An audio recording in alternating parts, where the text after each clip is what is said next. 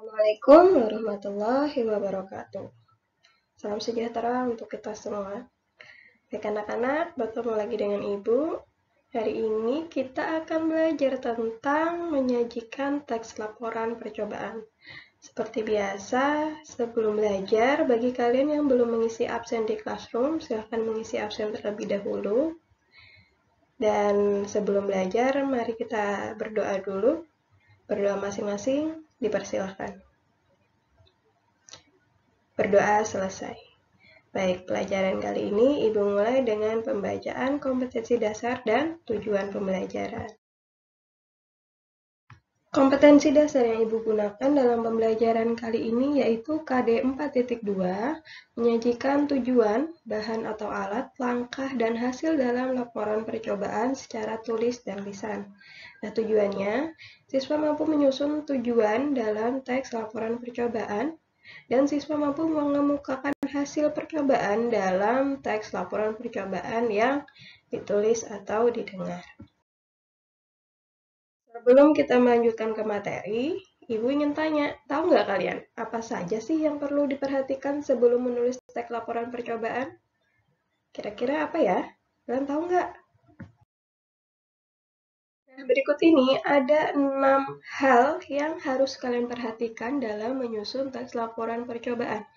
Yang pertama, menentukan objek percobaan. Nah, kira-kira kalau misalkan kalian disuruh nih ingin melakukan percobaan, kira-kira kalian ingin melakukan percobaan apa? Misalkan cara membuat apa kemarin? Cara membuat pelangi, kemudian cara membuat apa lagi? Misalkan cara membuat awan, terus cara membuat hujan dan lain sebagainya. Nah, itu kan bisa saja. Tentukan dulu objeknya, kira-kira mau apa. Kalian bisa cari-cari referensi percobaan itu bisa di internet atau di buku-buku sains atau IPA ya. Nah, itu bisa kalian praktekkan. Yang kedua, menentukan tujuan percobaan. Nah, tujuan kalian untuk melakukan percobaan itu apa? Oh, saya ingin mengetahui, Bu, bagaimana sih proses terjadinya pelangi, misalkan kayak gitu. Jadi kalian melakukan percobaan membuat pelangi itu tadi. Atau misalkan, oh saya pengen tahu Bu reaksi kimia yang terjadi pada saat misalkan gunung meletus, misalkan, dan lain sebagainya. Nah, itu bisa kalian buat percobaan dengan tujuan yang jelas itu tadi. Kemudian yang ketiga, menuliskan alat dan bahan. Dalam percobaan, belum afdol rasanya kalau tidak menggunakan alatnya apa saja, kemudian bahan yang diperlukan apa saja. Nah, kemudian yang keempat yaitu menuliskan langkah-langkah percobaan, tahapan-tahapannya apa saja yang dilakukan. Kemudian langkah pertama itu sebelum melakukan percobaan itu apa saja. Oh, menyiapkan ini, kemudian menyampurkan ini dengan ini, kemudian mengaduknya, kemudian ditunggu berapa menit. Nah, itu adalah langkah-langkah percobaan. Yang keempat, menuliskan hasil percobaan. Hasil percobaan akan diperoleh jika percobaan sudah dilakukan. Nggak mungkin kan kalian menuliskan hasil tapi percobaannya belum dilakukan. Nah, itu suatu kebohongan ya. Kemudian yang terakhir yaitu menuliskan kesimpulan. Nah, dari keseluruh percobaan tadi, kesimpulan yang kalian dapatkan itu seperti apa? Berhasilkah atau tidakkah?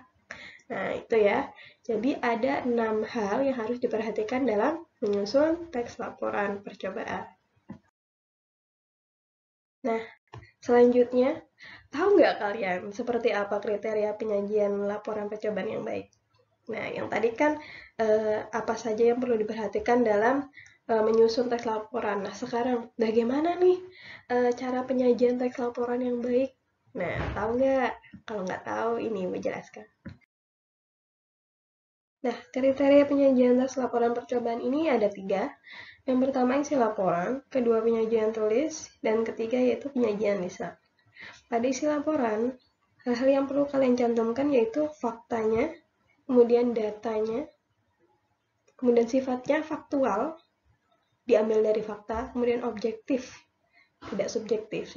Kalau subjektif itu berarti menurut pendapat pribadi. Kalau misalkan objektif itu sesuai apa yang kalian temukan, hasil apa yang sudah kalian cobakan, nah itu objektif. Kalau subjektif kan menurut saya, nah itu subjektif. Jadi tidak boleh kalau dalam teks laporan percobaan berupa subjektif, dia harus objektif. Kemudian yang kedua, penyajian secara tulis. Kalau teks laporan percobaan disajikan secara tulis, bahasa yang digunakan harus baik, kemudian efektif, jelas, sistematis, dan menarik. Maksudnya sistematis itu apa, Bu? Harus sesuai dengan struktur. Kemarin strukturnya ada apa aja? Ada tujuan, alat dan bahan, kemudian langkah-langkah, hasil dan kesimpulan. Nah, jadi harus sistematis penyajiannya. Kemudian menarik. Bahasa yang digunakan harus menarik, harus baik. SPOK-nya jelas. Kemudian apa kemarin? Ada istilah-istilahnya. Nah, sudah kita pelajari ya kemarin ya. Kemudian yang ketiga yaitu penyajian lisan. Kalau disajikan secara lisan atau disampaikan secara lisan, itu vokal yang digunakan harus jelas. Kemudian pengucapan, lafal, intonasi juga harus tepat dan ekspresi yang sesuai. Nah, ada 3 komponen dalam penyajian teks laporan yang harus diperhatikan. Ini dia 3-nya ya. Udah paham ya? Seperti biasa, nggak afdol rasanya kalau misalkan habis pembelajaran kalian nggak ada tugas ya. Nah, ini Ibu akan mengajak kalian untuk membuat kerangka percobaan. Nah, tugas kalian ke hari ini membuat kerangka percobaan yang kira-kira nanti kalian akan melakukan. Buat apa ya kira-kira ya? Buat percobaan apa ya? Nah, Bu, saya bingung, Bu, contohnya gimana? Nah, kalau bingung contohnya, silakan simak selanjutnya ya. Ini Ibu sajikan contoh kerangka percobaan. Nah, ini dia contoh kerangka percobaan. Di sini Ibu mengambil satu percobaan, yaitu membuat awan dalam gelas. Nah, di situ Ibu paparkan tujuannya yaitu belajar sains dengan barang dan bahan sederhana. Kemudian alat dan bahannya yaitu toples kaca besar, air panas, korek api kayu, dan satu kantong es batu. Kemudian langkah-langkahnya, nah di situ ada 4 langkah.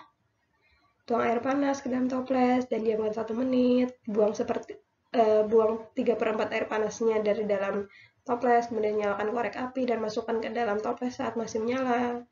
Kemudian letakkan kantong es batu di atas toples dan awan akan terbentuk di dalam toples. Nah, itu langkah-langkah percobaannya. Untuk hasil dan kesimpulannya bagaimana, Bu? Nah, karena hasil akan keluar setelah melakukan percobaan, jadi tulis aja di situ. Setelah percobaan dilakukan, hasil dan kesimpulannya akan ditemukan. Nah, untuk ini gampang ya tugasnya ya. Kalian membuat kerangka percobaan seperti ini, seperti Ibu. Untuk hasil dan kesimpulannya nanti kalian tulis saja setelah melakukan percobaan. Seperti itu. Saya bingung, Bu, misalkan mencari ide percobaannya di mana, seperti apa. Nah, untuk ini kalian dibolehkan nih mencari ide percobaan sederhana di internet. Nah, tapi ingat ya, cari yang sekiranya kalian bisa lakukan di rumah, yang sekiranya bahannya ada di rumah ya. Siapa tahu kan minggu depan Ibu buat tugas kalian melakukan percobaan. Nah, jadi cari yang memang kiranya mudah untuk kalian lakukan, bahannya juga tersedia di rumah, ya. Bisa ya, cari di internet nanti. Kemudian jabarkan langkah-langkahnya seperti contoh Ibu tadi. Oke? Paham? Bisa ya? Oke. Bagaimana anak-anak? Bisa ya mengerjakan tugasnya? Tugas menulis kerangka percobaan ini silakan kalian tulis di kertas tugas dan jangan lupa sertakan nama dan kelas. Kemudian kumpulkan di classroom seperti biasa ya. Oke, paham sampai sini semuanya? Oke, selamat mencoba dan selamat mengerjakan tugas. Ya anak-anak, demikianlah pembelajaran kita hari ini. Seperti biasa, Ibu ucapkan terima kasih untuk kalian yang sudah mengikuti pelajaran sampai akhir. Tetap semangat belajar di rumah, jaga kesehatan. Jangan lupa tugasnya untuk dikerjakan ya. Nah, Ibu akhiri. Assalamualaikum warahmatullahi wabarakatuh. Semangat belajar.